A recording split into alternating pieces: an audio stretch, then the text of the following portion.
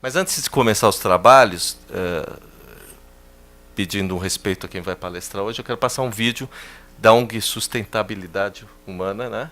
Que foi feito exclusivamente por evento. Não sei se alguns viram, mas 2 minutos, 3 minutos, para a gente começar com os ânimos bem hoje sobre o nosso evento.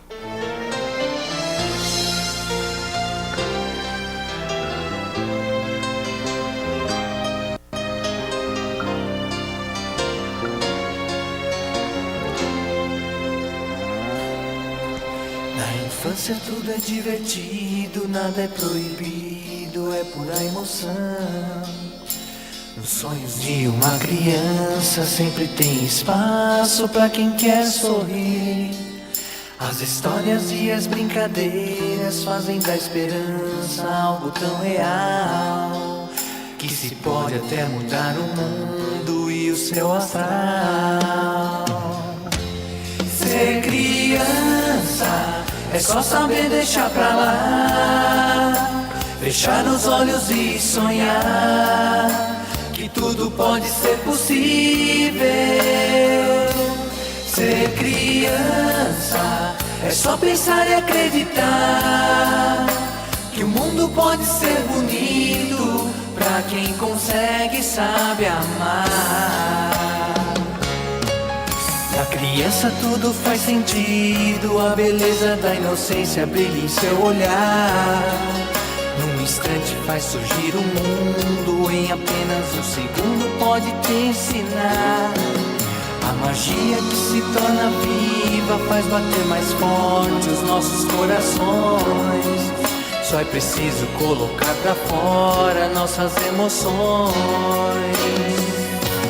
Ser criança é só saber deixar pra lá, fechar os olhos e sonhar que tudo pode ser possível.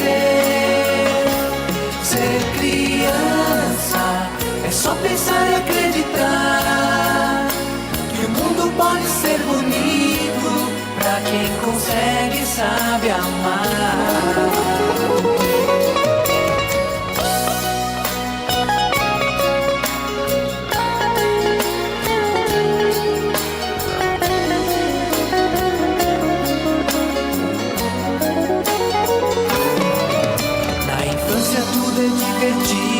Nada é proibido, é pura emoção.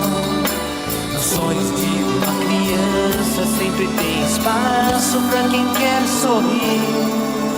A magia que se torna viva faz bater mais forte os nossos corações. Só é preciso colocar pra fora nossas emoções. Ser criança é só saber deixar pra lá, fechar os olhos e sonhar que tudo pode ser possível. Ser criança é só pensar e acreditar que o mundo pode ser bonito pra quem consegue e sabe amar.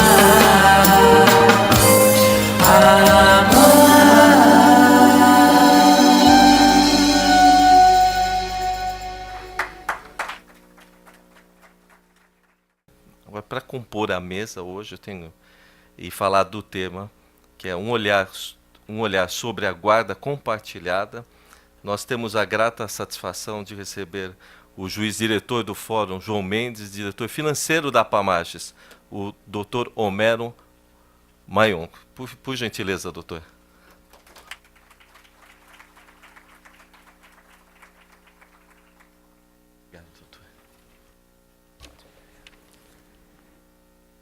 Homero, eu tenho aqui a grata satisfação, recebi um telefonema ontem, né?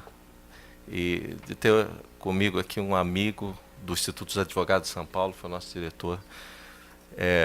Foi um dos grandes chefes aqui da Procuradoria do município do Estado de São Paulo, um jurista dos maiores do país também, que vai estar nos acompanhando como senhor. Dr. Kiyoshi Harada, autor de mais de 29 obras. Por favor, Dr. Kiyoshi.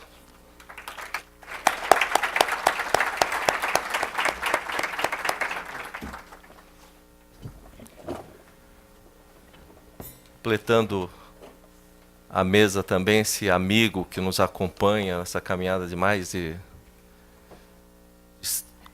20 anos de OAB, está ali comandando Santo Amaro, a gente está junto, conselheiro nosso, doutor Gilberto Max Bueno, que é conselheiro seccional nosso e de Direitos e Prerrogativas da OAB de São Paulo. Por favor, doutor. Posso deixar de chamar para a mesa, que está na nossa Comissão de Segurança Pública, com um carinho especial, essa pessoa humana, que é você, doutor. Por favor, venha participar aqui da nossa mesa também.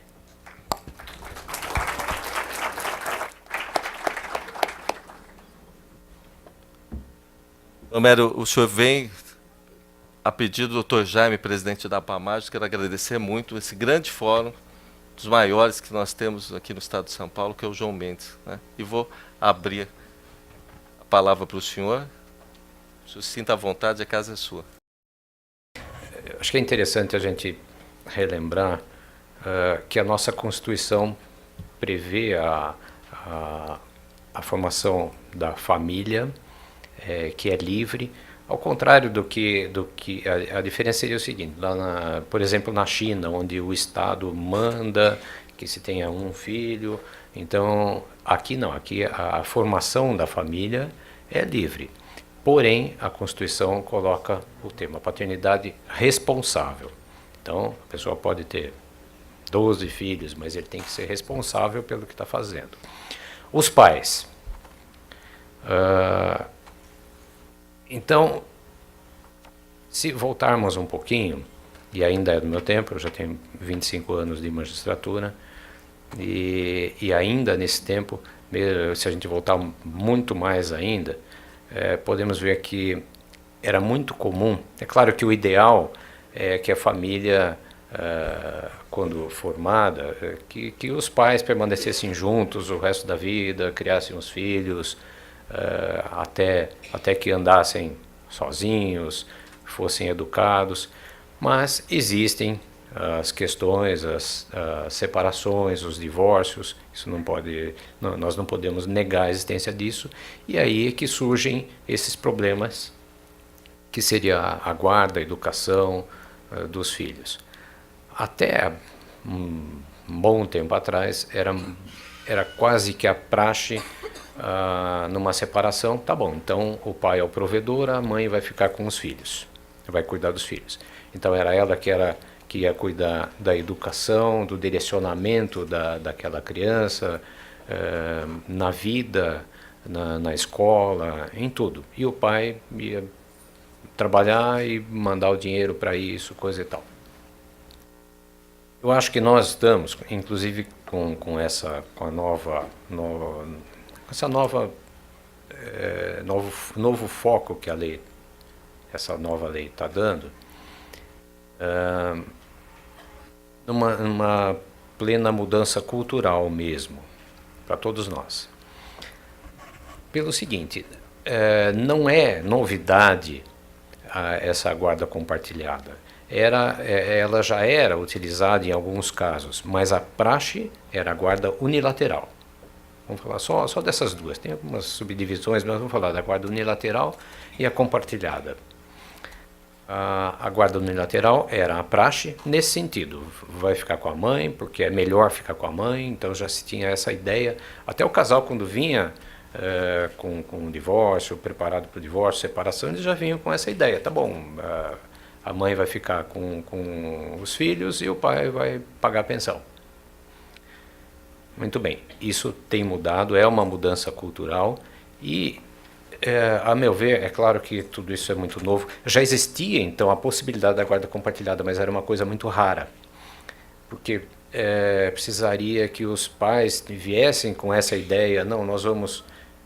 eles se dariam, apesar da separação, eles estariam se dando muito bem, se entendendo muito bem, sabendo separar as mágoas, as coisas que teriam ocorrido, que teriam desfeito a relação, do cuidado com o filho. Não, nós vamos conversar então agora só dos filhos, não tem mais aquela relação íntima entre eles, mas vamos cuidar dos filhos.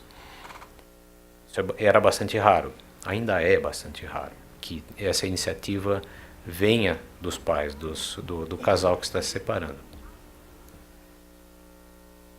Mas existia. Agora a nova lei diz o seguinte: a regra é a guarda compartilhada. Por que eu acho que vai ser interessante isso aí? Na verdade, está se focalizando bastante o que a Constituição fala, que a paternidade, como diria de uma maternidade também, mas enfim, a paternidade responsável.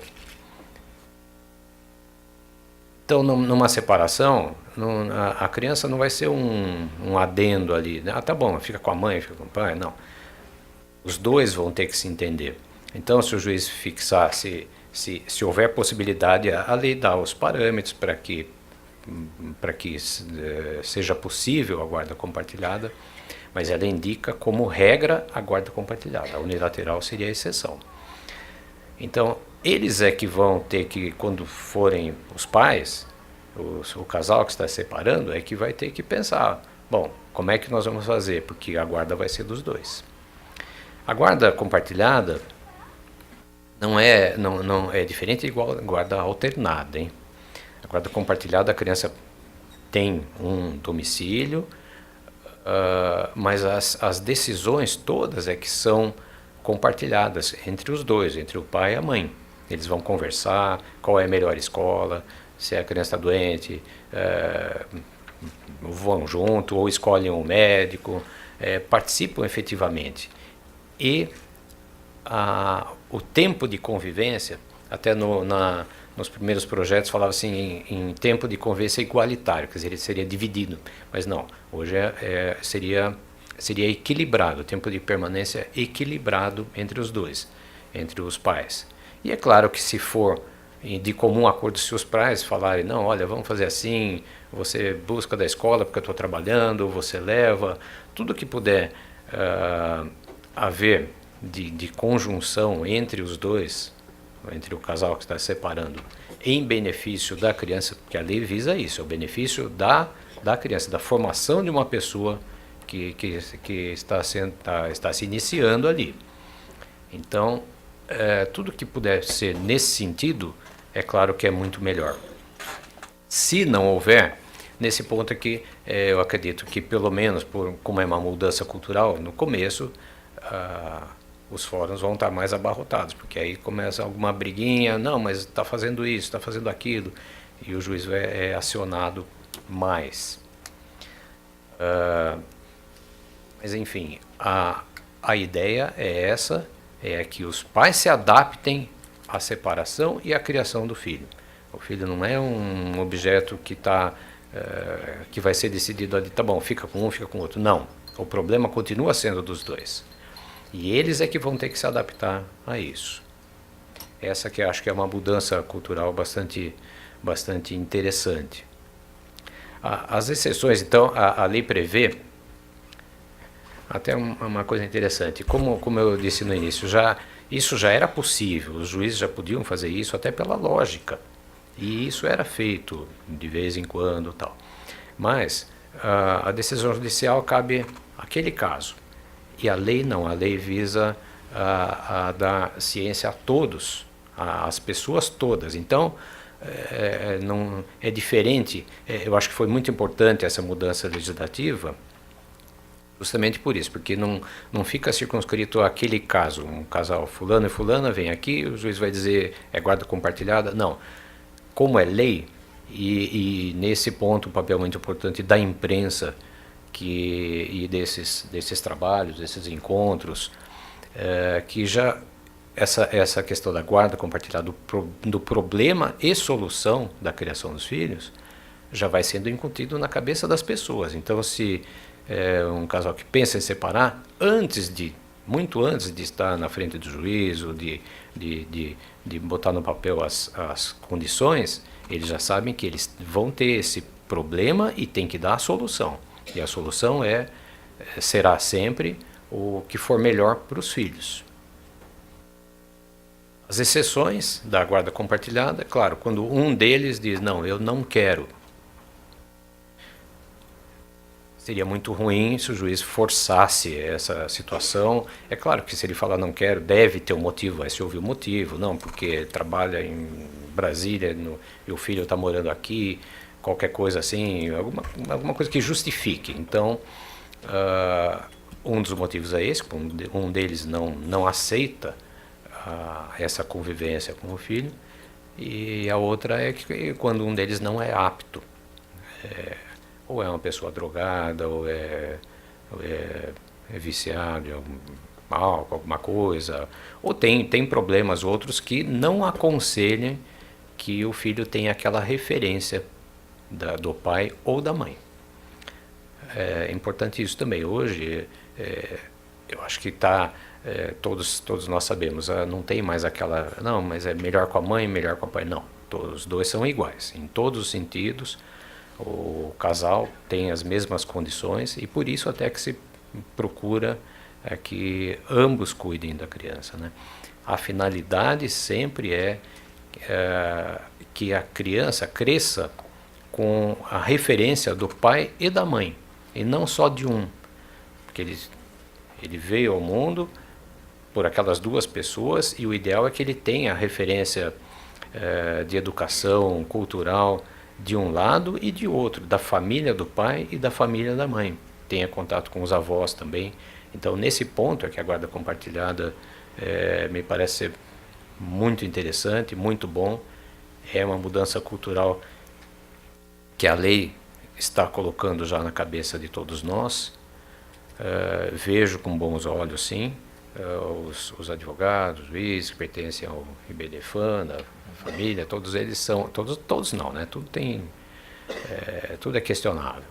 É uma coisa nova, mas eu acredito que vai ser muito bom, é proveitoso, justamente porque o fim é a educação da criança, é que ela tenha a referência do pai e da mãe.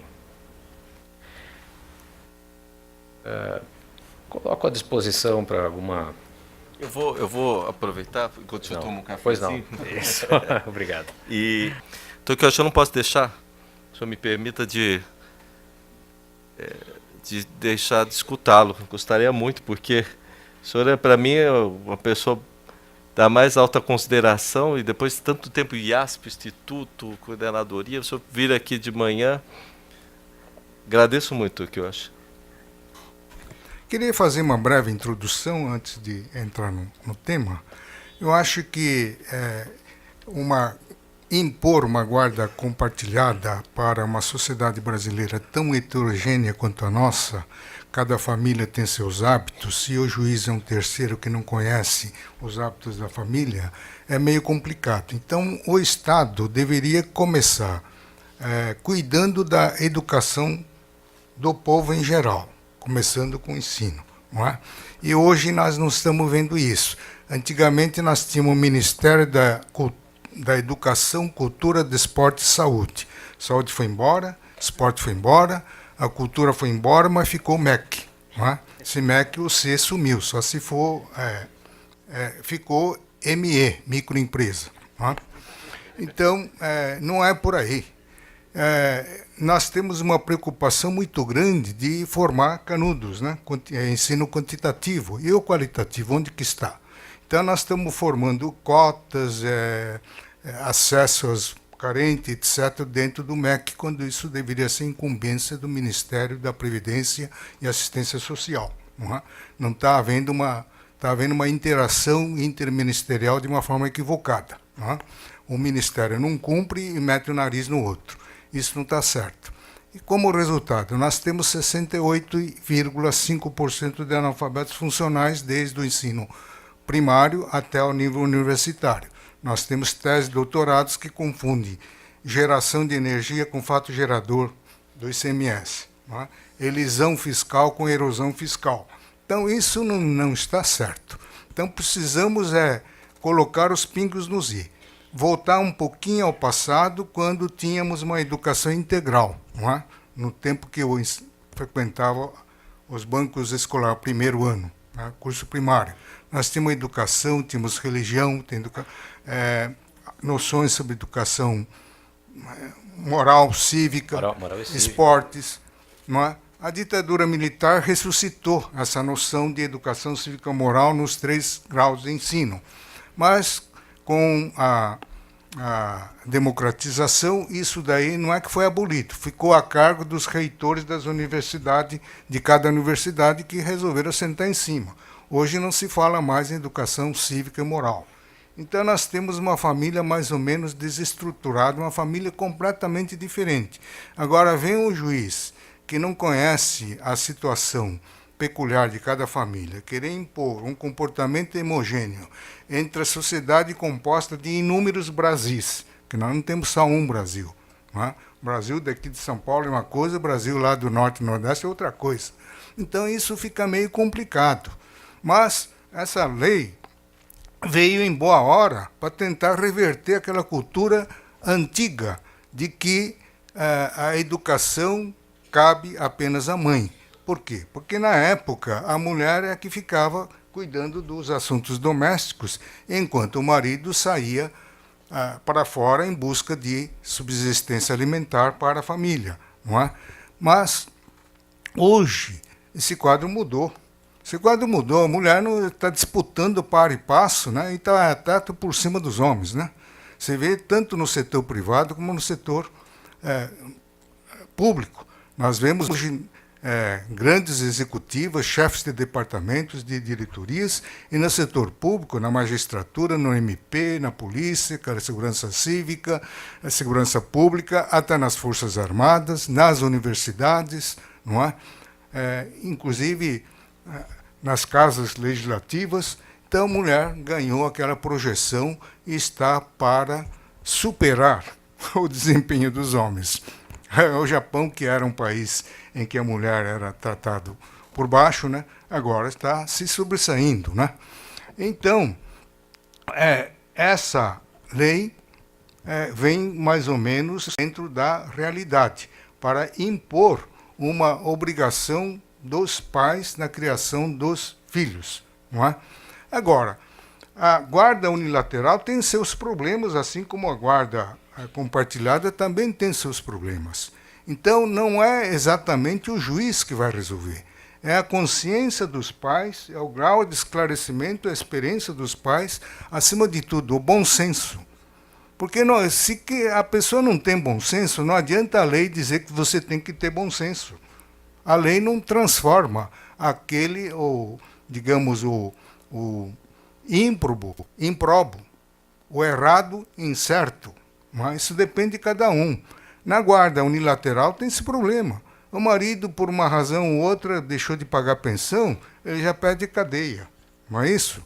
O marido não devolveu o filho, né? Já requer busca e apreensão. Há 40 anos, quando advogado na família, eu via casos assim que requeria busca e apreensão porque o marido excedeu um dia para devolver o filho. O juiz, muito experiente, o que ele fazia?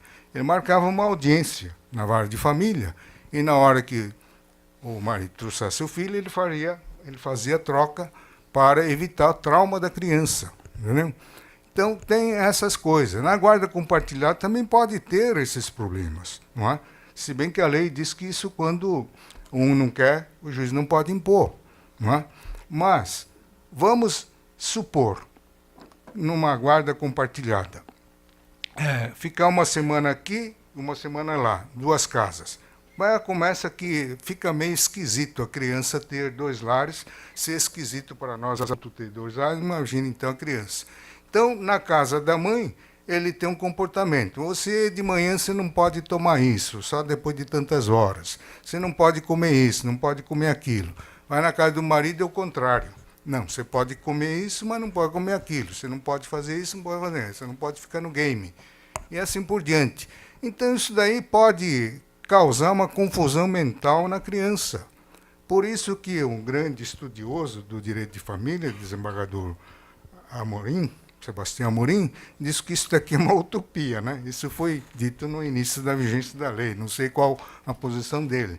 E um outro grande estudioso do direito de família, amigo predileto aqui do Walter, né, Dr. Calandra, ele diz que não é aconselhável a guarda compartilhada em relação às crianças de tenra idade.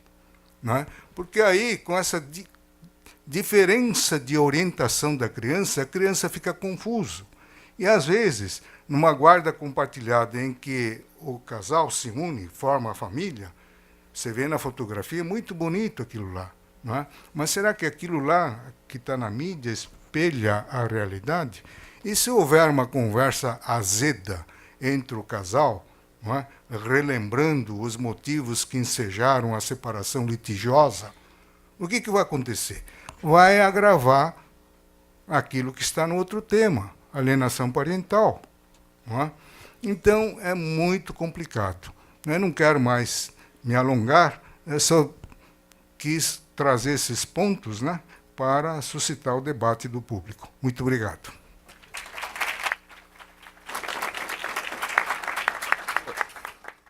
Eu só queria fazer 2 observações de tudo que foi colocado. E o nobre doutor falou muito bem. A ausência da disciplina Educação Moral e Cívica nos faz muita falta. Grande parte dos problemas que nós estamos vivendo, pode ter certeza que é a ausência dessas informações que essa disciplina nos traz. Mas eu queria fazer uma colocação diferente de tudo isso aqui, no sentido mais profundo da nossa existência. Eu vou pedir para que todos os homens fiquem em pé, só os homens. E nós vamos saudar aqui, numa salva de palmas, as mulheres, porque elas estão numa situação de criação.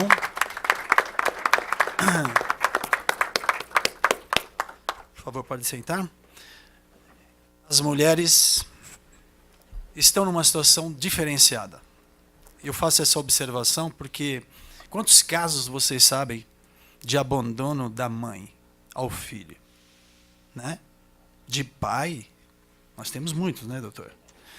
Que sentimento é esse? É difícil você ver uma mãe abandonar um filho. Mas nós estamos falando aqui de guarda compartilhada. Eu tenho uma experiência de vida, que eu estou no meu 2º matrimônio, e eu sou uma exceção, como o Walter também, que eu tive o meu divórcio na fase da adolescência. E os meus filhos ficaram comigo. Hoje eu tenho um homem e uma mulher, né? Meu filho tem 27 anos e minha filha 25 anos. E ao longo desse período eu percebi uma série de coisas. Porque eu não tive um acordo amigável desta guarda, que já estava próximo do adulto, né, eles, e sofri muito. E quando vocês colocaram, e o nobre doutor falou que nós temos vários Brasils, eu concordo. Na minha fase acadêmica, eu ouvi muito sobre o direito alternativo. O que é direito alternativo? É quando o magistrado usa dos costumes daquela região e aplica a lei, não é isso, doutor? Eu não vejo muito, nós não falamos ainda nesse sentido. Porque aqui em São Paulo, Sudeste, nós temos alguns costumes, mas nós temos um mix aqui de pessoas e tudo mais. E lá no Nordeste, não é verdade? Então tem que ser avaliado tudo isso. E a guarda compartilhada tem que ter uma menção nesse sentido. O magistrado tem que ter a sensibilidade. Ninguém fala da criança. O que ela pensa? Né? Fala do pai, da mãe. E ela? Gente, o patrimônio maior, por isso que eu me rendo às mulheres, é a busca do amor. Porque é o amor que compõe o maior mandamento. O amor à criação e aos nossos semelhantes. E a mulher vive isso mais intensamente. O homem está mais material. Então, eu quero deixar aqui essa mensagem. Em nome da associação ASEC, Associação dos Empresários de Cumbica, onde eu colaboro na situação cultural e social, e da AFEAL, Associação dos Fabricantes de Esquadria de Alumínio, e da Sustentabilidade Humana. Pense um pouco que nós temos duas veias importantes, que são as artes cênicas, musicais. Utilize dessas ferramentas. Busque, porque as crianças ouvem e sentem. Porque essa conversa é conversa de adulto aqui. Se você trouxer uma criança aqui, ela não está entendendo nada. Mas canta com ela. Conte uma história para ela. E deixe a informação. A informação é o caminho do amadurecimento, do entendimento, e que ninguém mais tira da gente. Façam isso por onde vocês forem, com quem vocês estiverem. Nós estamos nesse tempo, nessa data, daqui a pouco isso aqui é história. Passou. E o que nós fizemos? Estenda o braço até onde você conseguir e realize e faça. A criança é o maior patrimônio que nós temos. O adulto nos engana, finge que faz. A criança não. Se gosta, gosta. Se não gosta, não gosta.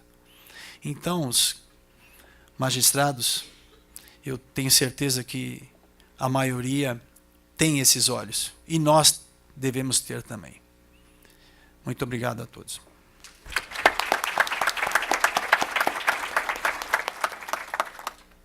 Doutora Kátia Bolo está aqui, né?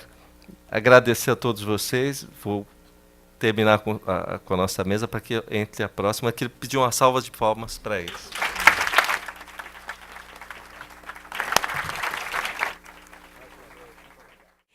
Eu gostaria, dando continuidade aqui, de convidar o professor doutor Eduardo de Oliveira Leite para compor a mesa, nosso palestrante.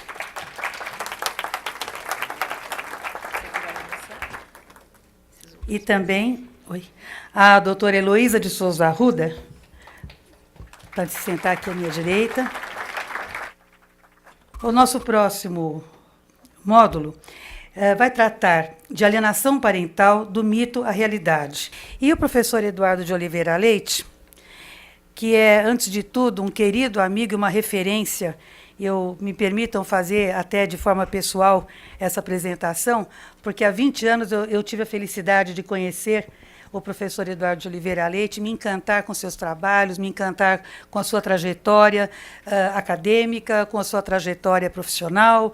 Eu diria que pessoal também, um pai de família extremado, e uma querida pessoa, um amigo um dileto amigo, muito querido. E o professor Eduardo, se eu for falar de todos os títulos, certamente que nós ficaremos aqui amanhã, né, professor? Mas não posso deixar de dizer que é doutor em Direito Privado pela Universidade de Paris, pós-doutor pela Universidade de Lyon, na França, e professor titular da Faculdade de Direito da Universidade Federal do Paraná. Professor Eduardo também está conosco na ADEFAS, é vice-presidente da Associação Direito de Família e Sucessões. E eu não vou me alongar, mas quero passar a palavra imediatamente ao professor Eduardo. Com a palavra. O tema que eu escolhi é um tema, confesso, indigesto. Alienação parental é um tema indigesto, porque é um tema trágico e é um tema triste, porque ele revela em toda a sua crueza e em toda a sua grandeza a crueldade que pode ocorrer dentro dos ambientes familiares após a ruptura da sociedade conjugal. Este é um dado que eu acho fundamental resgatar ab início. O título que eu escolhi, Do Mito à Realidade, é porque há uma tendência sempre de se considerar certos fenômenos do direito como atuais, como recentes. E esse problema, ele não é recente. A prova do que eu estou afirmando nos é revelada e confirmada pela tragédia grega de Eurípides na peça Medeia. Como os senhores sabem, Medeia foi uma mulher que abriu mão de tudo, comprometeu o nome da sua família, o nome do pai e a sua própria identidade enquanto mulher por um amor ilimitado por Jasão. Então, se sacrificou por Jasão em todos os sentidos, inclusive traindo a própria pátria. Não vou entrar nesses detalhes, porque aí eu me alongaria muito. E após esse investimento emocional que faz parte da natureza humana, por isso essa tragédia ela é clássica, porque atemporal, ela atravessou os séculos e ela continua incólume, intocável. Após desta dedicação ao marido, Jazão atrai com outra mulher. E como nós sabemos, o adultério, quer feminino, quer masculino, eu faço questão de revisar esta ideia, porque na atualidade há uma tendência da mídia à banalização do adultério e das rupturas das sociedades conjugais. E isto é uma falácia. Isso não corresponde à realidade. Quando uma pessoa faz um plano de vida e um projeto de vida e investe nisto toda a sua intensidade amorosa, emocional, é óbvio que a ruptura causa dores e cicatrizes, na maioria das vezes incuráveis. Medeia, diante desta traição, resolve se vingar de Jazão. E aqui nós já estamos adentrando no terreno da alienação parental. Porque a alienação parental, nós já vamos ver, é um processo que se estabelece entre os cônjuges que não conseguem elaborar o luto do divórcio ou da separação. Eu vou me referir sempre à ruptura da sociedade conjugal como gênero felizmente resgatado no novo CPC. Eu posso romper a minha sociedade conjugal via separação, é óbvio, ou em caráter definitivo via divórcio, o que o novo CPC resgatou. Medeia, quando se sente ferida, ultrajada, magoada, resolve se vingar de Jazão. E para atingi-lo no âmago da sua sensibilidade, ela usa os próprios filhos, talvez aí resida o ponto excepcional na tragédia, como é pontuada toda a tragédia clássica grega. Ela usa os próprios filhos que ela ama para se vingar de Jazão e mata os dois filhos. A morte dos filhos é o recurso que Medeia usa para se vingar de Jazão, que evidentemente, depois da perda dos filhos, nunca mais se recuperou.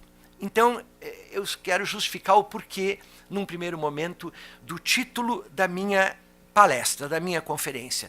Do mito à realidade, porque o mito é atemporal, e por isso a tragédia grega é clássica, e o que nós vemos hoje nas rupturas da sociedade conjugal, embora as Medeias modernas não tirem a vida dos seus filhos, as Medeias modernas ou os homens modernos, porque a alienação pode ocorrer também no mundo masculino, embora depois eu vou provar com menor intensidade, o que se caracteriza aí é a expectativa de se vingar dos ex-maridos ou das ex-esposas, e fazem isso destruindo o relacionamento dos filhos com os ex-cônjuges. Em matéria de direito de família, eu sou advogado familiarista, né? Eu me orgulho de dizer isto, porque tem pessoas que dizem, mas família é uma situação menor. Não, não é.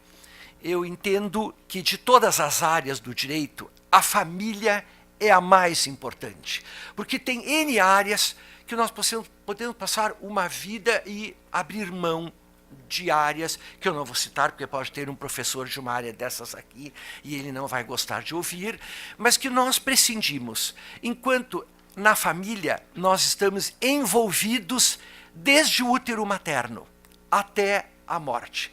Logo, esse não é um direito eventual, ele é um direito essencial. E todos nós estamos, quer queiramos, quer não, envolvidos neste ambiente familiar. E em matéria de direito de família, eu comprovei, ao longo dos 25 anos de advocacia como operador de direito, que os litígios maiores no pós-ruptura giram em torno de dois eixos centrais. Um de ordem econômica, leia-se alimentos, e outro de ordem emocional, a matéria tormentosa da guarda e da visitação. E quando ocorre a ruptura da sociedade conjugal, quer através do divórcio, quer por meio da separação, o ambiente está propício à alienação parental. A possibilidade de se materializar a alienação parental, ela existe. Apesar da separação conjugal haver se concretizado, a maioria das pessoas, estou usando dados todos, que foram resgatados e levantados por uma psicóloga especialista norte-americana, que no condado de Marin, na Califórnia, Judith Wallerstein, trabalhou 25 anos em recuperação numa clínica, em recuperação de casais divorciados. Logo, os dados que eu estou usando, todos são dados estatísticos e que estão fora de qualquer possibilidade científica de achar. Eu não acho nada. Eu estou afirmando o que foi levantado em estudo criterioso, sério, honesto, levado a efeito por esta psicóloga na Califórnia, que infelizmente faleceu o ano passado. Tem pessoas que não deveriam falecer, que deveriam ser eternas. E o trabalho de Judith Wallerstein, 2 dela, que eu já vou citar, que são fundamentais. Sobrevivendo ao divórcio, um deles, e o outro, Filhos do Divórcio, junto este já com Sandra Blakesley, são trabalhos pontuais que revelam o problema do divórcio, do luto do divórcio não elaborado. E o que esse luto do divórcio não elaborado pode provocar? Nós temos que entrar dentro deste ambiente para entender certas medidas que são tomadas pelos cônjuges e que, para nós, maioria dos humanos, na normalidade, soam como anormais e, na maioria das vezes, monstruosos. O que ocorre na alienação parental, na maioria das vezes, atinge requintes de crueldade. Apesar, então, da separação conjugal haver se concretizado, muitos não conseguem elaborar uma separação, de modo que sentimentos compatíveis com o período pré-divórcio e mesmo o pós-divórcio, como dor, desilusão, raiva, fracasso e mágoa pelo rompimento do casamento, eclodem na forma de ataque ao outro. E neste contexto é fácil os filhos serem usados como objeto de litígio um contra o outro. E é neste ambiente que se situa a alienação parental. Eu resgato aqui, porque a nossa doutrina nacional não diz isto, mas eu sou um estudioso do direito, eu não abro mão da ciência, que foi em primeira mão resgatado por Judith Wallerstein, em 1980. 15 anos depois, Richard Gardner, em 1995, é que sistematizou este conhecimento, atribuindo ao fenômeno a noção de síndrome, altamente, como doença, como uma patologia, altamente contestada pelo mundo médico norte-americano. De qualquer maneira, a contribuição dos dois foi extremamente importante. Wallerstein, porque provou nos estudos que fez com 25 mil casais, então ela não achou, ela tem dados concretos do que ela vivenciou antes, durante e após o divórcio. Ela tinha, eu acompanhei este trabalho e tive acesso a esse trabalho, fichários das crianças com 2, 3 anos e depois as entrevistas que ela fez com os filhos de pais divorciados com 18 e com 20 anos, com 15 e 16 anos. Então ela pôde acompanhar tranquilamente a evolução destas crianças. O trabalho de ambos foi fundamental. Ela constatou a hipótese e comprovou de lavagem cerebral utilizada de um genitor contra o outro. E Richard Gardner, é claro, que sistematizando o fenômeno, ele o colocou dentro dos conformes ou dentro dos parâmetros que a cientificidade médica exige. Segundo Gardner, a alienação parental, estou me referindo ao fenômeno, não vou tangenciar o problema da síndrome, porque isso seria objeto de uma outra conferência. A alienação parental é um transtorno psicológico, que se caracteriza por um conjunto de sintomas. pelos quais um dos genitores, chamado cônjuge alienador, ele transforma a consciência de seus filhos mediante diferentes formas e estratégias de alienação, com o objetivo de impedir ou obstaculizar ou mesmo destruir o vínculo dos filhos com o outro genitor, chamado cônjuge alienado, sem que existam motivos reais que justifiquem esta conduta. Mas a criança, é óbvio, permeia entre os pais em litígio como uma vítima impotente diante de uma situação posta. Essa é, na minha ótica, o primeiro ato da tragédia. A criança que é usada como objeto de litígio e que não sabe que está sendo usada nessa guerra. O filho, isso Gardner comprovou, também com centenas de entrevistas. O filho é programado para que odeie o genitor, sem qualquer justificativa plausível. Até eu tomei a cautela em diversas passagens do livro, que eu acho isso importante, para a gente não ficar só no terreno da teoria, de resgatar do livro de Gardner entrevistas que ele fez com os filhos, super interessante para nós que atuamos na área, para acompanhar pelas respostas das crianças como elas foram trabalhadas para responder sem ter noção do que estão respondendo. Esses questionários e essas entrevistas que foram feitas por Gardner, ninguém ainda tinha colocado isso em obra. Eu acho importante se ler, porque nos nossos processos, nos nossos escritórios, nós vemos e constatamos esta mesma realidade retratada nas entrevistas feitas por ele, me perdoem. O filho, então, é usado como um instrumento de idade ao parceiro.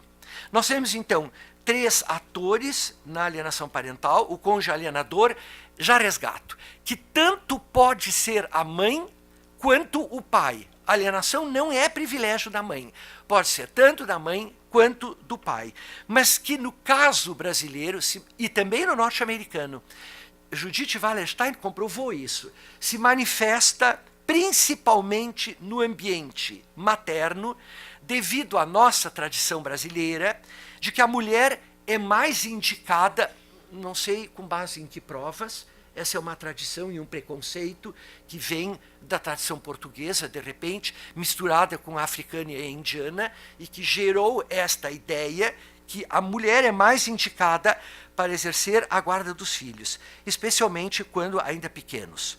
O cônjuge alienado, na maioria das vezes, é o pai, que exerce esporadicamente a visitação. Estou usando um dado aqui do sistema de estatístico norte-americano. Nos Estados Unidos, 80% da guarda é exercida pelas mães e não pelos pais. E no caso brasileiro, 95%, dado do IBGE, a guarda ainda é feminina, exercida pela mãe.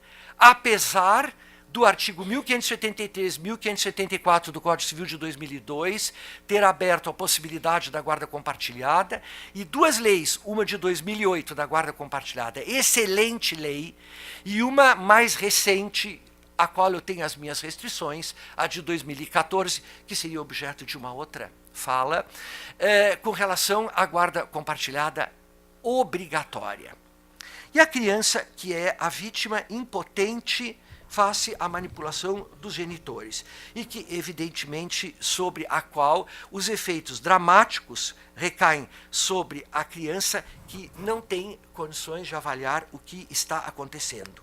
No Brasil, a Lei de Alienação Parental, que é a Lei 12.318 de 2010, ela recepcionou essa noção da alienação parental no artigo 2º, que dispõe rapidamente, considera essa alienação parental a interferência, nós temos 3 elementos aqui, interferência na formação psicológica da criança ou adolescente, promovida ou induzida por um dos genitores, ou pelos avós que tenham a criança ou adolescente sob a sua autoridade, guarda ou vigilância, para que repudie o outro genitor ou que cause prejuízo ao estabelecimento ou à manutenção de vínculos com esses. Excelente lei, que conseguiu resgatar, é muito difícil um conceito bem feito, e que resgatou aqui um conceito difícil.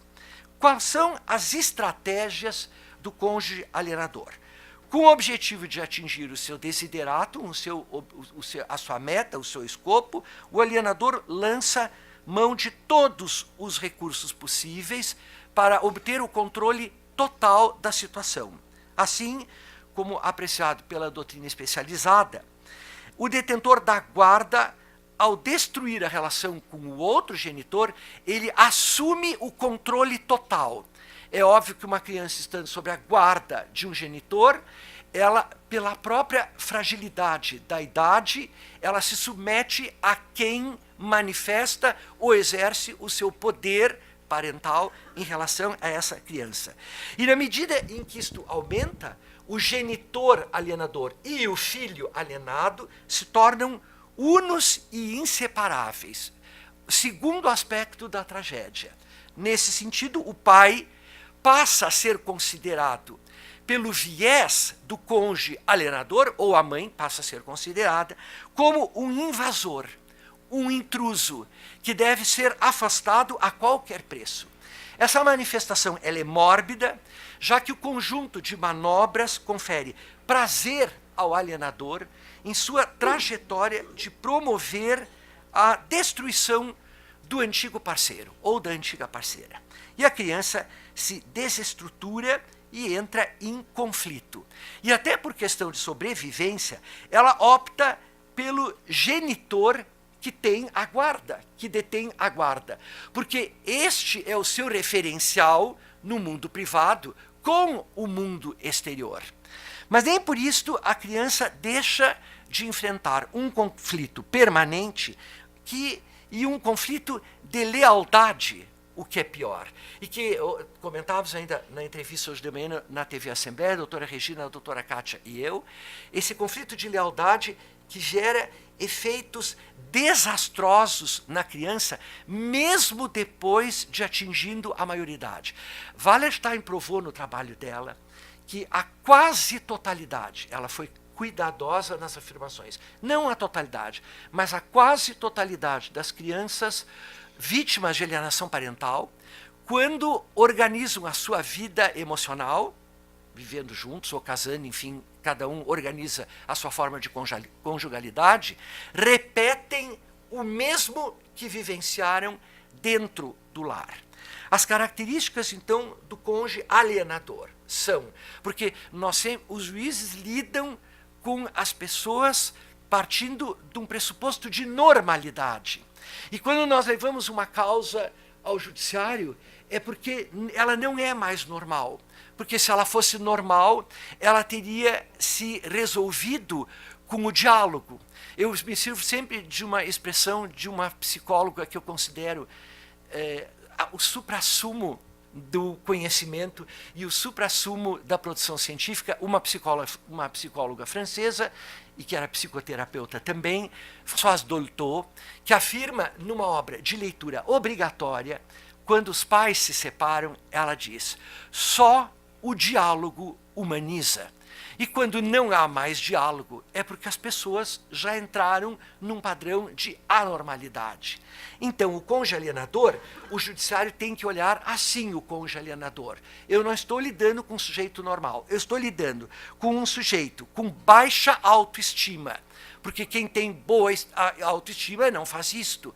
Em segundo lugar, ele tem o hábito contumaz de atacar as decisões judiciais. As decisões judiciais são consideradas tábula rasa para o cônjuge alienador. Ele faz o que ele entende que tem que ser feito. A litigância é usada como uma forma de manter aceso o conflito familiar e de negar a perda. Porque o divórcio é luto e é perda, mas com uma agravante. A morte ela é clinicamente limpa. quando se perde, me perdoem a franqueza, mas eu estou lidando com intelectuais. Esta é uma plateia de intelectuais. A morte é clinicamente limpa. É duro perder um ente, mas depois que ele morreu, houve uma ruptura definitiva. Está morto, eu não vou mais vê-lo e eu tenho que enfrentar este luto.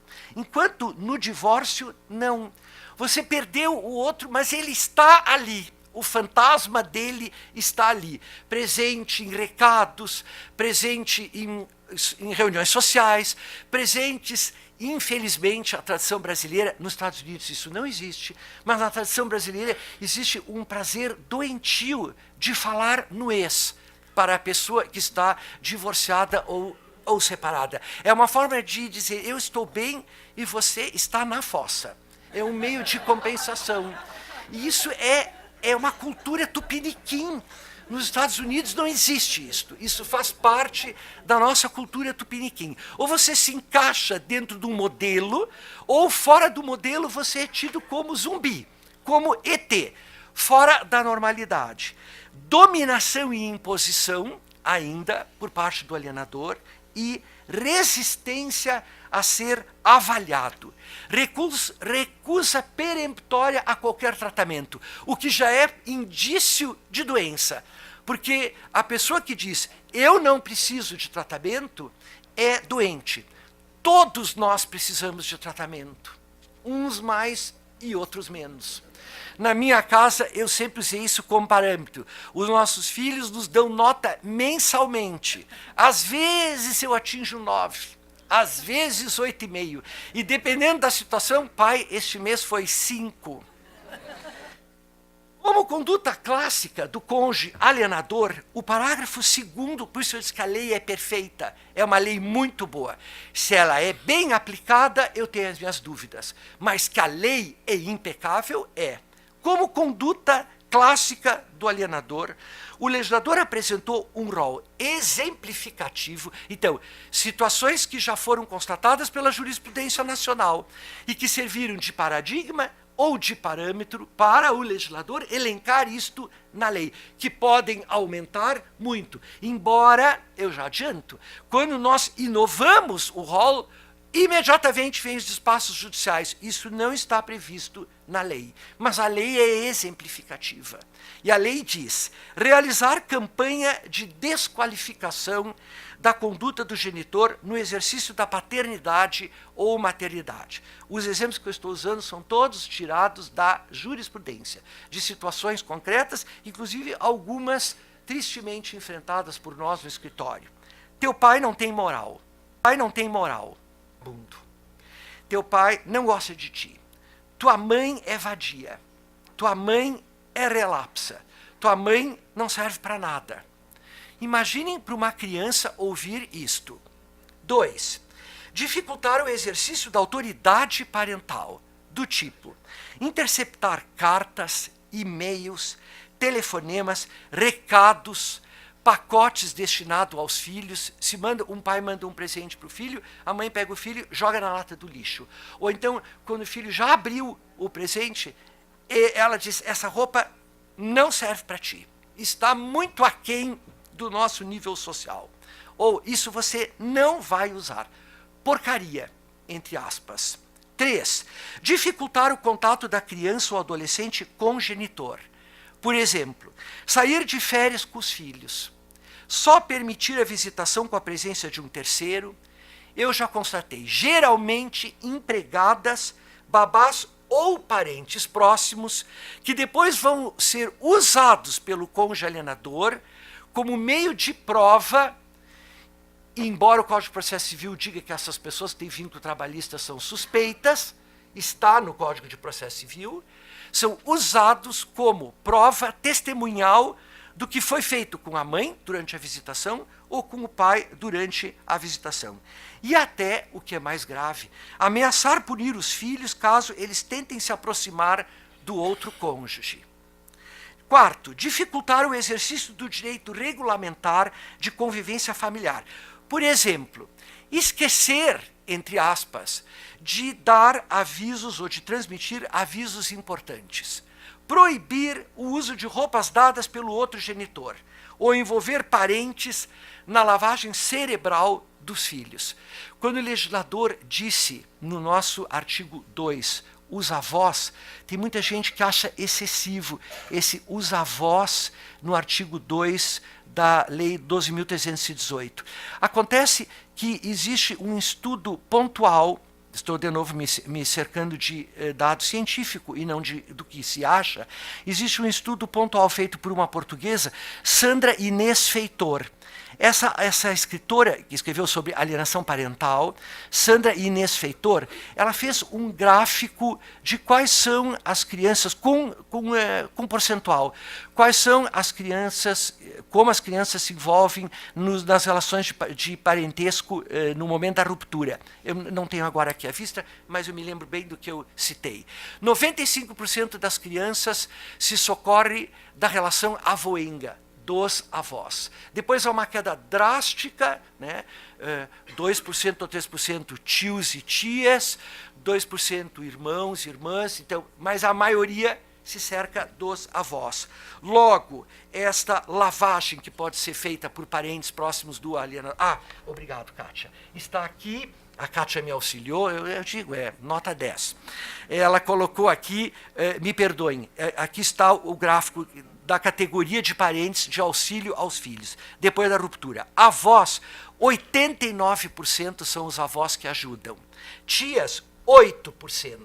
Então, nós temos um dado estatístico aqui.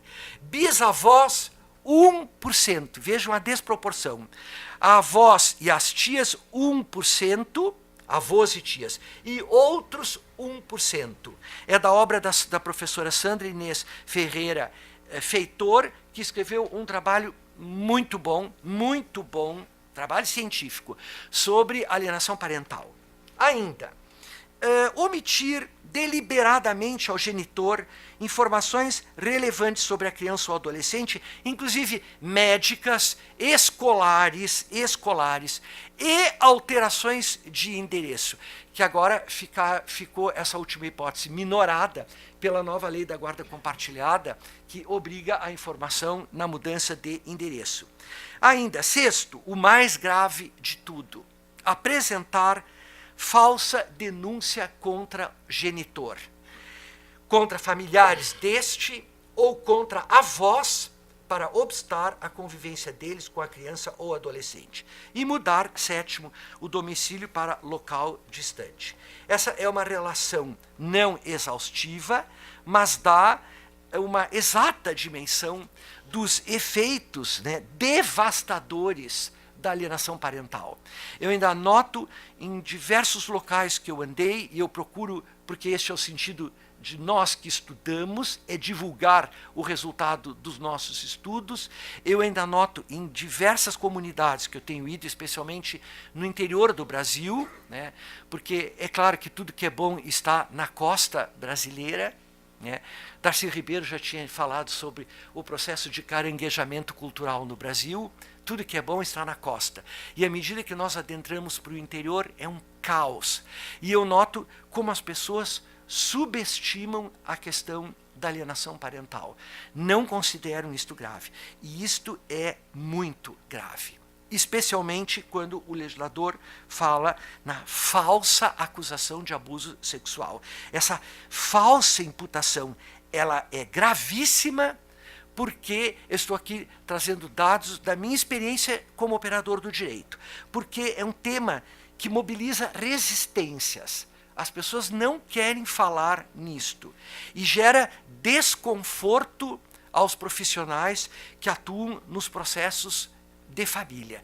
Porque, historicamente, nós fomos treinados e aprendemos a suprimir a manifestação da sexualidade e a atribuir valores morais a ela. E a falsa denúncia de abuso sexual com relação a uma criança via implantação de falsas memórias, ela tem que ser trazida ao judiciário e ela tem que ser examinada com rigorismo, quer pelo Ministério Público, quer pela magistratura, considerando os efeitos disto em relação a uma criança. A experiência tem demonstrado, aqui eu estou me referindo a uma obra específica de uma psicóloga do Rio de Janeiro que é magistral e que apanhou o problema das crianças no labirinto das acusações de forma impecável, que é a doutora Márcia Amêndola. Esta trabalhou a questão da atuação dos psicólogos nessas matérias com um rigorismo científico e com uma realidade incomum na bibliografia nacional. Por isso, na minha obra, eu citei muitas vezes a Márcia Amêndola. Então, eu estou me referindo à bibliografia estudada e também à experiência de foro. A experiência me demonstrou que a maioria dos afastamentos, ordem judicial para a mãe não mais ver o filho, ou para o pai não mais ver o filho, são promovidas por ordem judicial mediante análise de laudos psicológicos de profissionais inescrupulosos que se remetem à fala da acusação, geralmente a mãe e a da suposta vítima, como apontado pela psicóloga Márcia Ferreira Amêndola. Essa prática tão comum na alienação parental, ela fere direito fundamental da criança, que levou o nosso legislador à previsão de abuso legal, de abuso moral, abuso moral contra a criança e o adolescente, no artigo 3º da Lei da Alienação Parental.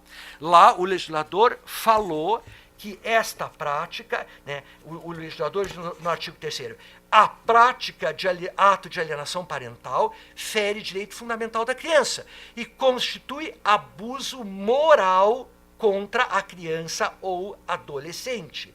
Embora seja abuso afetivo, mas ele é um abuso moral que compromete o desenvolvimento integral da criança durante a vida. Essa ocorrência de falsa acusação de abuso sexual é o exemplo mais veemente do que se afirmou até aqui.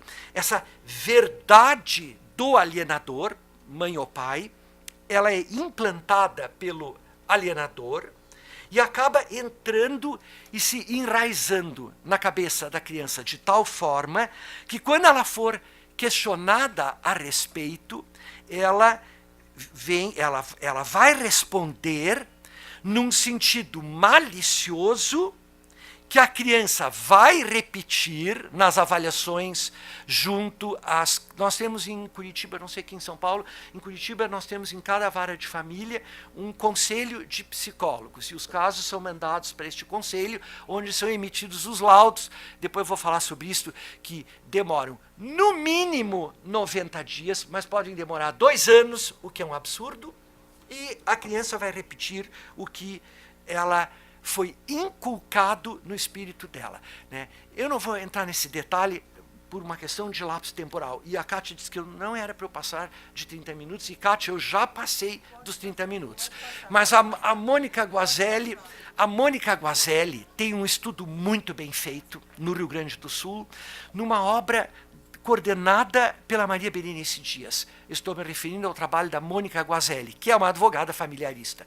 E ela fala exatamente isso. Uma criança num banho, em que o pai está dando banho na criança. É óbvio que, se eu tenho uma criança em visitação, o meu netinho, quando vai na minha casa, todos os finais de semana, ele fica comigo.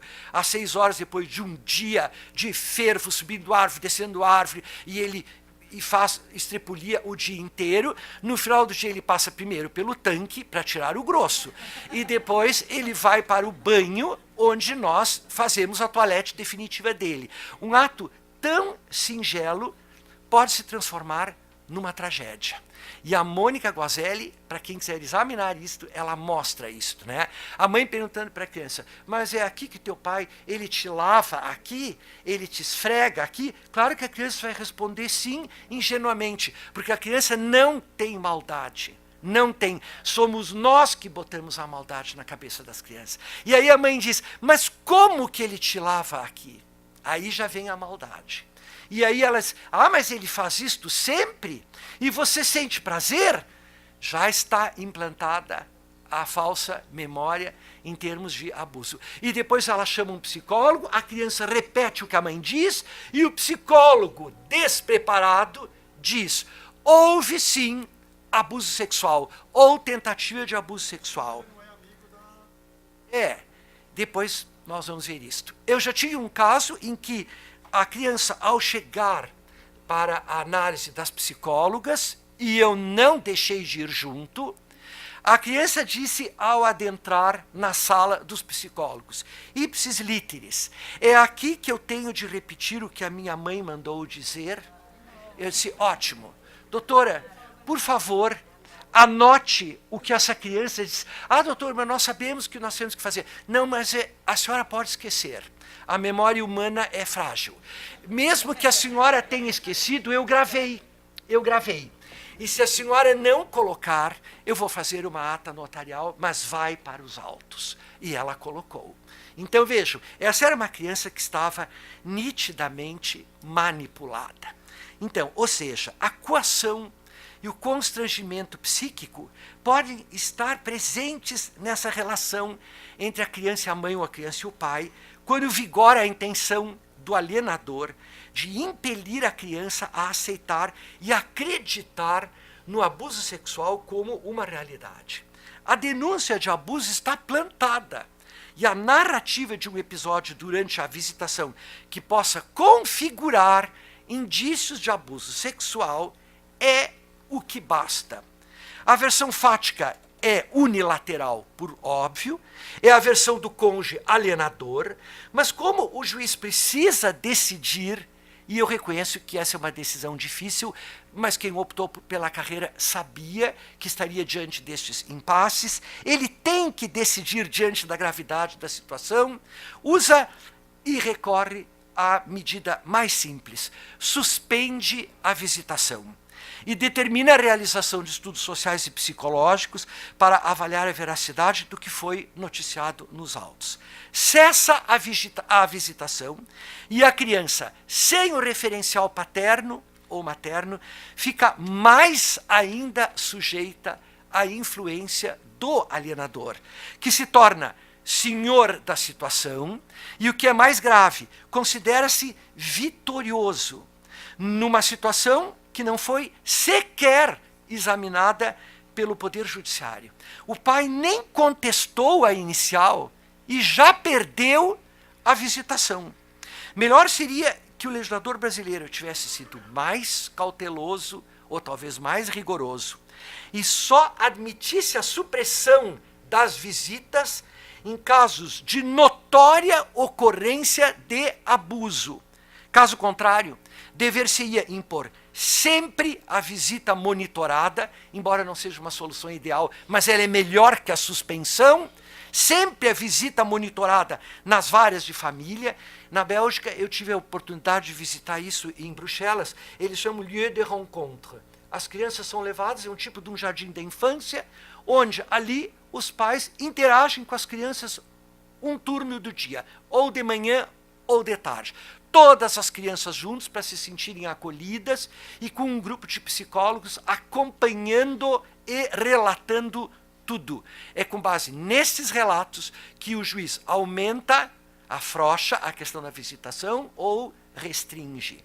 Mas a ideia é esta: dever-se-ia impor sempre a visita monitorada, de modo a não impedir a visitação e manter o laço paterno filial.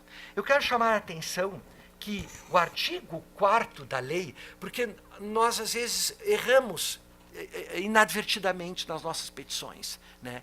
Por desconhecimento da lei. Às vezes lemos a lei, mas perdemos detalhes. Não, nós temos que ler a lei com lupa para ver os detalhes que ela agasalha. E esta lei, a doutora Regina hoje de manhã dizia, a doutora Kátia Bullos também, é uma lei excelente. Está escrito no artigo 4º da Lei da Alienação Parental, parágrafo único do artigo 4º. Assegurar-se-á a criança ou adolescente e ao genitor garantia mínima de visitação. Logo, as decisões de primeiro grau que suspendem a visitação são passíveis, sim, de agravo de instrumento, imediatamente. Ressalvados os casos, a lei foi criteriosa, em que há iminente risco de prejuízo à integridade física ou psicológica da criança. Como é que vai haver risco de integridade física ou psicológica da criança se ela está numa peça com 3, 4 psicólogas acompanhando? É óbvio que não vai haver risco nenhum. Mesmo o abusador, matéria para uma outra discussão, o abuso sexual, quando ele está em grupo, ele se apresenta como lobo em pele de cordeiro. Ele vai se manifestar como se nunca tivesse pensado numa situação destas. Logo, a suspensão pura e simples da visitação me parece um dado anormal, uma decisão que contraria essa ideia do interesse maior dos menores. Vou finalizar, Kátia, com o artigo 6º, que eu não gostaria de deixar de considerar rapidamente. O artigo 6º, ele diz que ele dispõe caracterizados atos típicos de alienação parental ou qualquer conduta que dificulte a convivência. Então, eu não preciso ter caracterizado a alienação.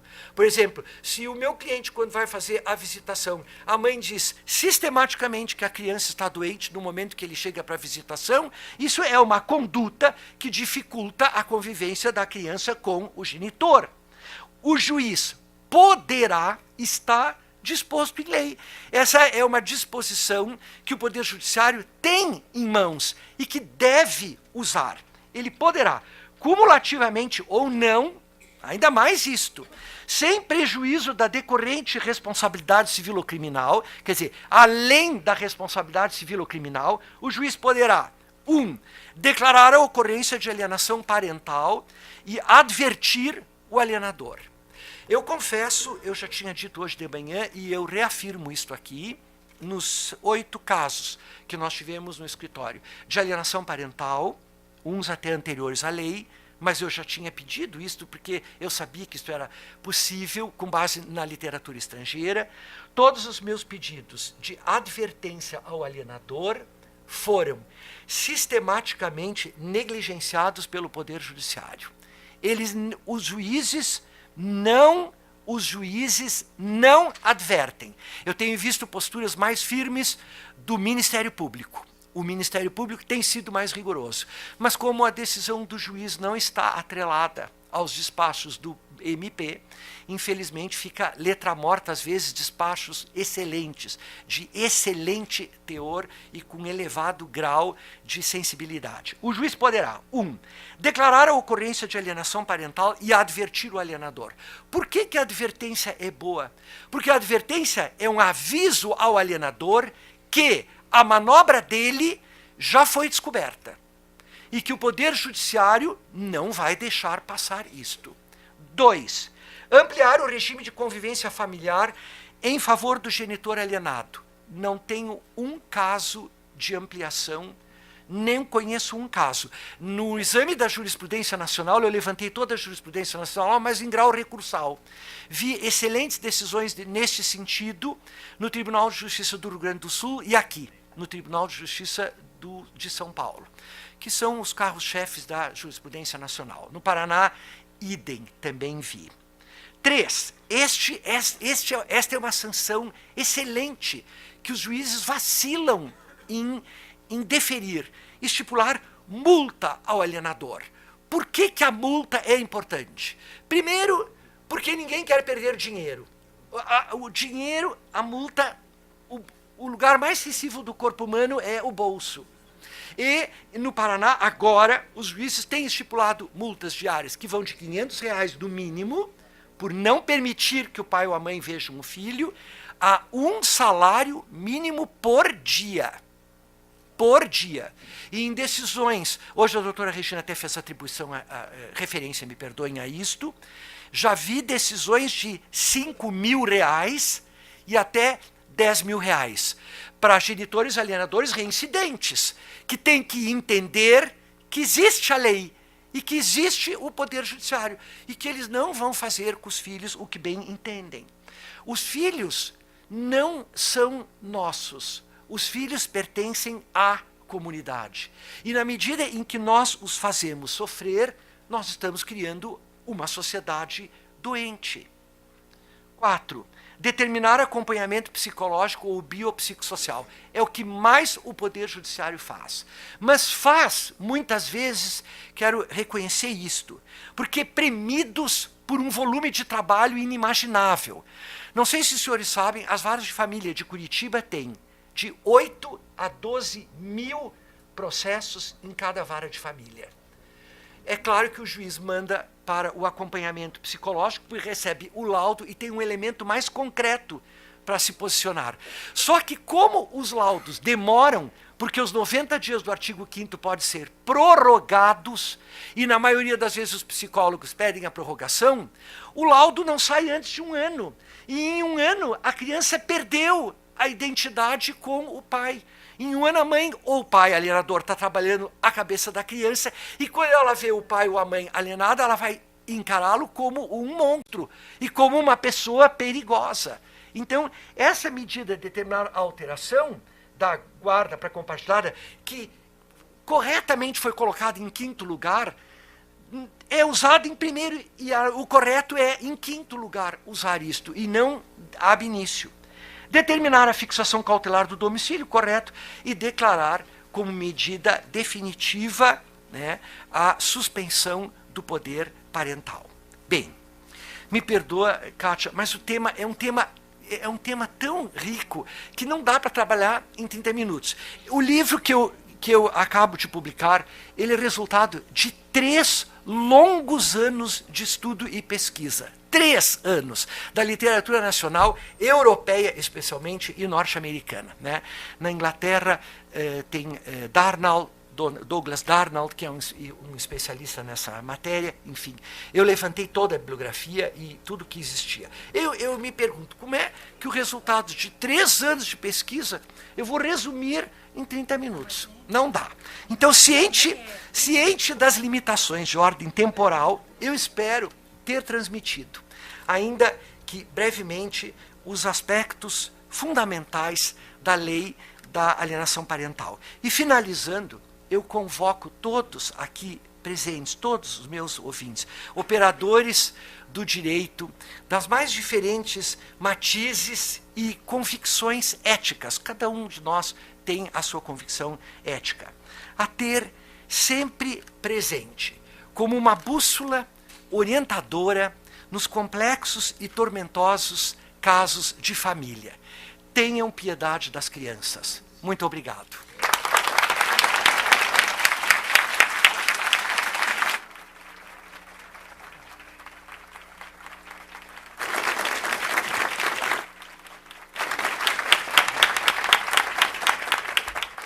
Eu passo a palavra à doutora Heloísa Souza Arruda.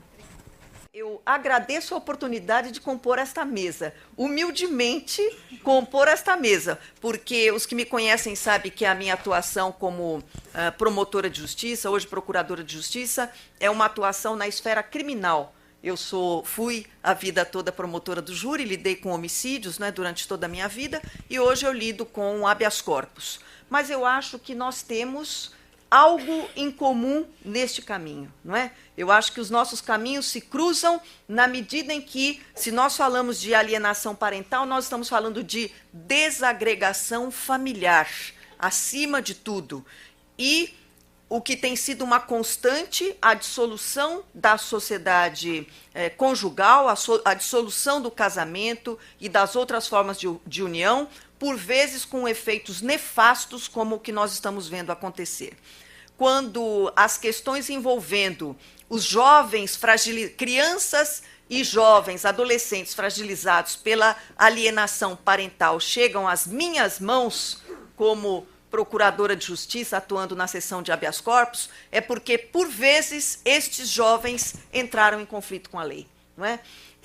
Analisando um estudo sobre, certamente, isso tem no seu livro, certamente, sobre o que se torna a característica de um jovem, após passar por esta lavagem cerebral, como foi aqui mencionado. Como é que se torna a personalidade desse jovem, que desde a tenra idade foi submetido à lavagem cerebral no momento da sua formação de personalidade. Então, alguns traços: mentir compulsivamente, manipular as pessoas e as situações, exprimir emoções falsas, manipular informações conforme as conveniências do alienador, acusar levianamente outras pessoas, não lidar adequadamente com as diferenças e frustrações, ou seja, a sensação de intolerância diante da sua própria vida, diante dos dramas da sua própria vida, mudar seus sentimentos em relação ao pai e à mãe,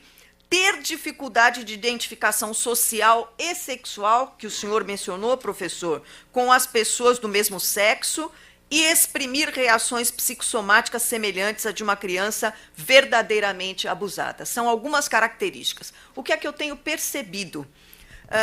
Se um processo chega às minhas mãos em grau de habeas corpus envolvendo um jovem em conflito com a lei, eu tenho feito um esforço muito grande de ler os relatórios das psicólogas a respeito da vida pregressa desta criança. Eu tenho feito este exercício, não é?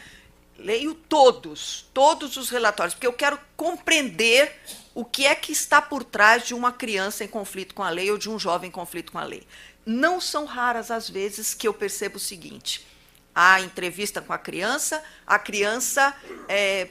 no mais das vezes, relata, faz um retrato de ruptura conjugal dos pais. Então, o relatório normalmente é assim: bom, é filho de pais separados, os pais não têm bom relacionamento, e ele, por vezes, fala do pai ou da mãe como se tivesse abandonado.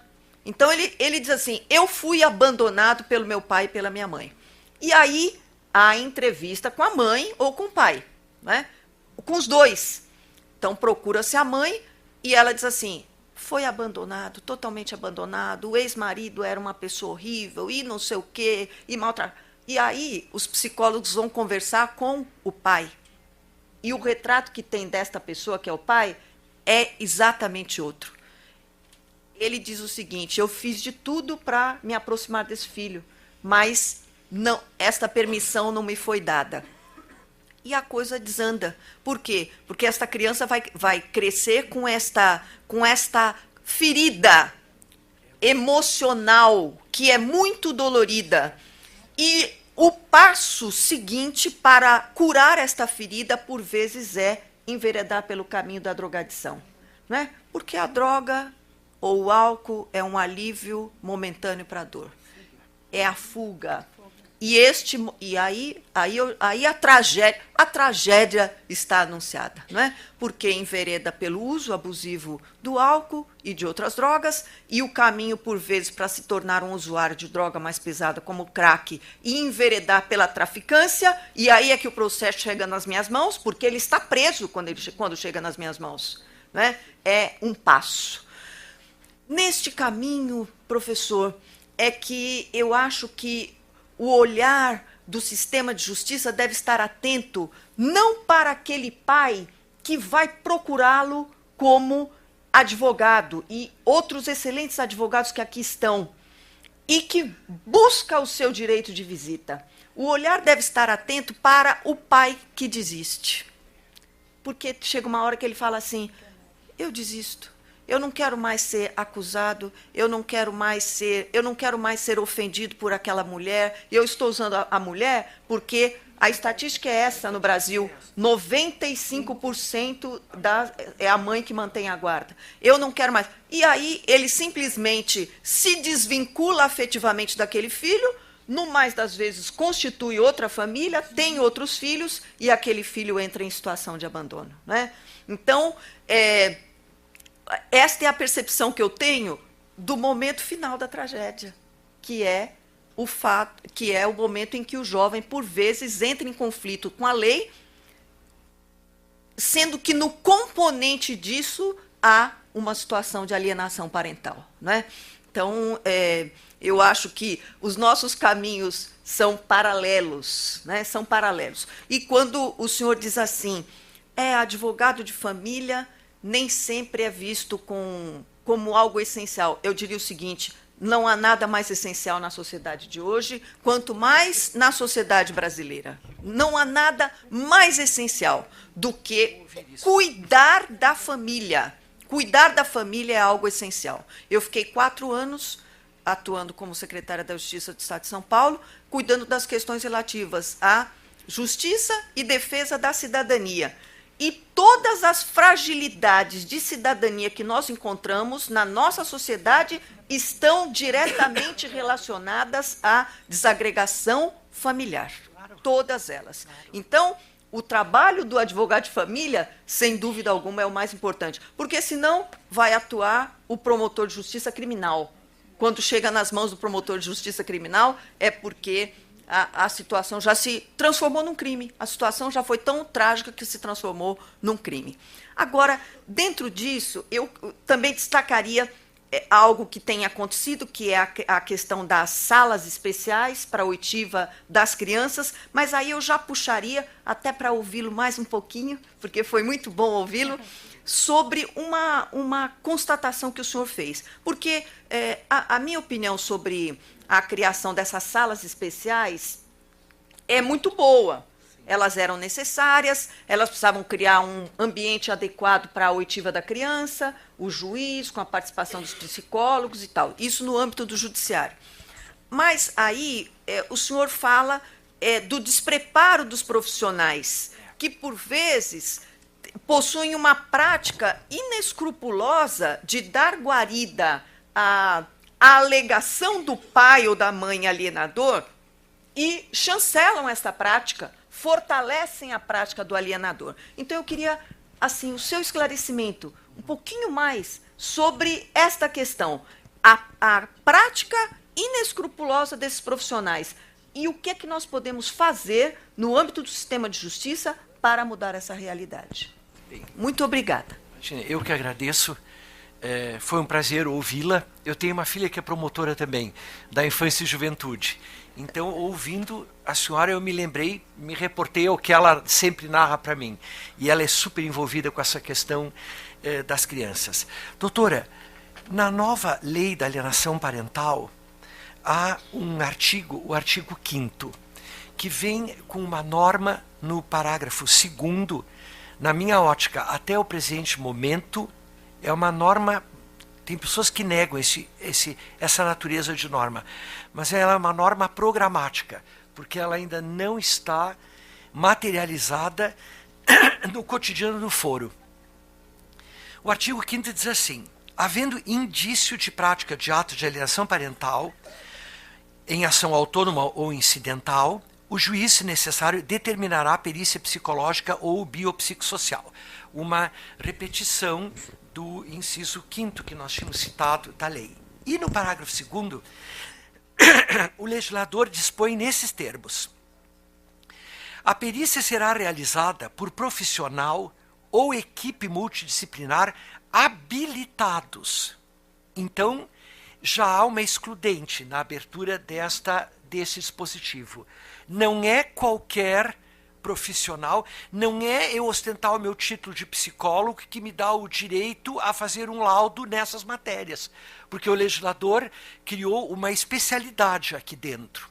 Fala em equipe, será realizada por profissional ou equipe habilitados. E ainda diz mais, exigido, tem um plus aqui na lei, exigido em qualquer caso, então tanto do profissional que atua isoladamente, quanto da equipe, aptidão comprovada por histórico profissional ou acadêmico para diagnosticar atos de alienação parental.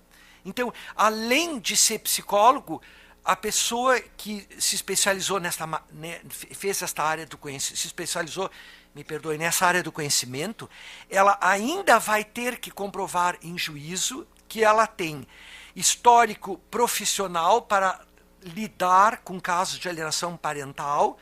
Não sei como, a lei não disse como, mas ela exige isto.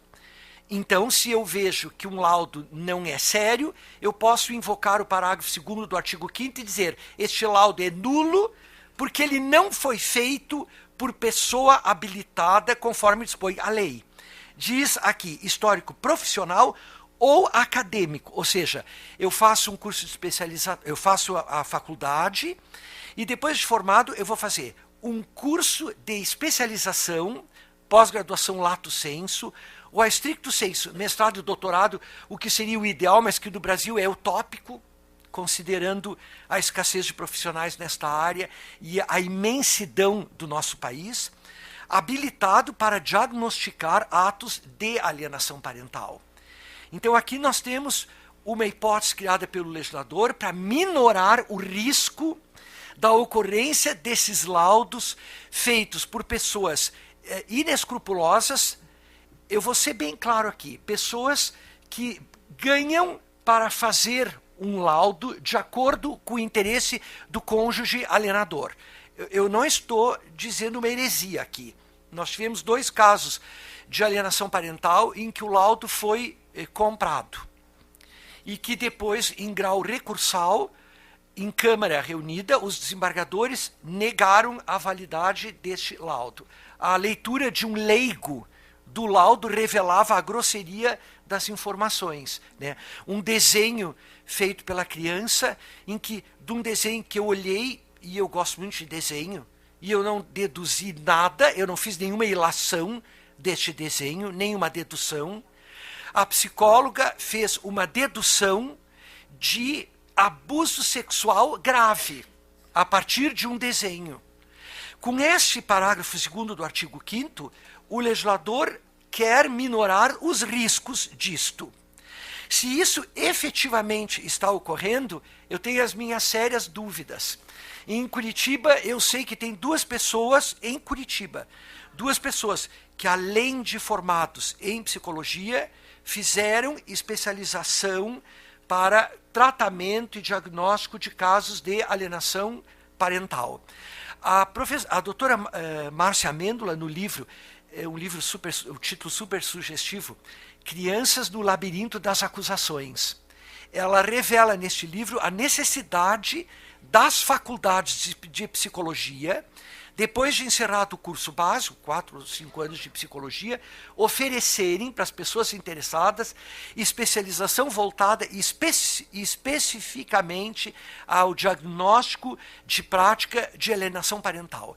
De tão complexo e de tão difícil que é avaliar isto. Então essa é a resposta que eu lhe dou. No momento que nós vivenciamos hoje, o Brasil não tem este material humano habilitado, mas a lei prevê. E tem um outro dado que eu levantei por experiência, né? Se tiver algum psicólogo aqui, ele vai confirmar o que eu estou dizendo. O que eu noto na matéria de psicologia, nas varas de família, que é tão importante, é que os psicólogos são olhados e encarados como um profissional de 2ª categoria. Ele não tem o poder, o mesmo peso de convicção que tem o juiz, em primeiro lugar. Em segundo lugar, as salas que são liberadas, deixadas para a atuação dos psicólogos junto às varas de família, são sempre anexos de 2ª categoria. Leia-se, do lado da cozinha do fórum. Eu já vi em N locais isto. O psicólogo é jogado num lugar de menos importância. Ora, isso desmotiva e desqualifica a atuação do psicólogo. Mas tem um dado de processo civil que é o mais grave de todos. O legislador diz no CPC que o juiz não está adstrito ao laudo pericial. Ora, quando a própria lei reconhece que o laudo pericial não tem poder de convicção, isso é uma desqualificação da atividade do psicólogo junto às varas de família. Talvez com esse artigo 5º, parágrafo 2º, haja uma revisão dessa matéria. Mas eu já olhei no novo CPC, e no novo CPC o artigo continua impávido colosso, e ele não deveria estar lá. Mas a tendência é, com esse artigo 5º, e eu lhe digo mais, doutora, porque nós somos todos somos operadores do direito. Na medida em que nós, advogados, pressionarmos o judiciário a não aceitar esses laudos e invocar o parágrafo 2º do artigo 5º, os juízes vão encarar a questão dos laudos com mais cautela, com mais cuidado. É que os advogados também, todos nós temos culpa nisto. Vamos fazer a nossa meia-culpa. Às vezes um juiz despacha e o advogado se submete. Ele aceita. Eu não me submeto e eu não aceito. Eu vou ao Tribunal de Justiça, eu já sou conhecido lá como brabo. E se eu perder no Tribunal de Justiça, eu entro com respe. Mas eu não abro mão. Se eu estou convicto de um direito, eu não abro mão. Essa ideia da convicção, ela é fundamental para todos nós, juízes, promotores, operadores do direito, ela é fundamental. Né? E mais, se eu vejo que um juiz, porque nós sabemos quem é quem e quem despacha como. Assim como os juízes, quando pegam uma petição, sabem de quem lavrou, quem redigiu a petição, nós também conhecemos os juízes e promotores. Isto é bilateral.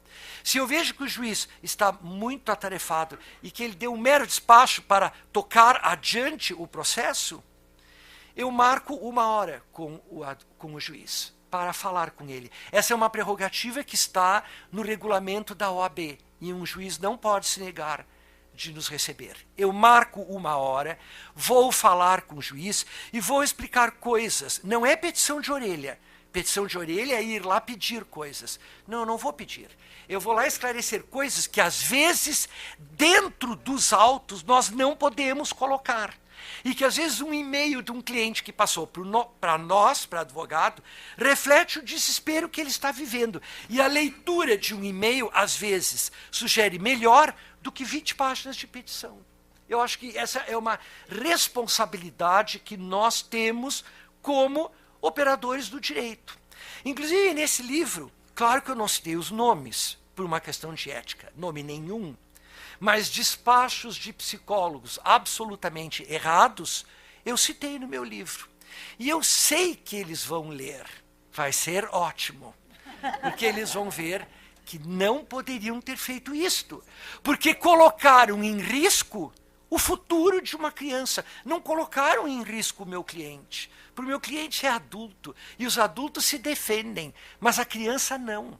Eu queria só resgatar um dado que a senhora colocou, apesar do adiantado da hora. A senhora fez uma colocação aqui extraordinária, que eu não ouvia há anos. A sociedade é o reflexo da família. Se nós temos uma sociedade louca, desvairada, imoral, antiética, é porque dentro dos lares as crianças viveram isto. Porque os filhos reproduzem o que vem dentro do lar. Pais que não tomam conhecimento das crianças, que não leem um livro para uma criança. Nunca, em ocasião nenhuma. Eu pergunto, isso é pai? Isso é mãe? Não, é genitor. E genitor, já diziam os romanos, qualquer pessoa com potência, a célebre discussão entre proculianos e sabinianos, qualquer pessoa com potência pode gerar um filho. Mas ser pai não é gerar um filho, é gerar e adotá-lo, querer como seu. François Dolto fala nisto. Nós temos que, depois de ter um filho, nós temos que adotá-lo como filho, querê-lo como filho, antes que alguém o adote. Antes que alguém o adote. Hoje a sociedade norte-americana apresenta, doutora, a senhora sabe disto, como estudiosa, o maior índice de delinquência do planeta. E os norte-americanos, quando vem um problema grave na sociedade, eles se sentam, se reúnem e eles procuram apresentar soluções. E eles chegaram à conclusão, levaram tempo para chegar à conclusão, que esta delinquência maciça está vinculado ao divórcio maciço nos Estados Unidos. Porque são crianças que um pai vai para um lado, mãe vai para o outro, e que não tem identificação. E criança quer e precisa de identidade paterna e materna. Existe figura de ex-cônjuge, mas não existe ex-pai nem ex-mãe. Uma vez pai, eu sou pai sempre, e uma vez mãe, mãe sempre. Com isso eu encerro as minhas palavras.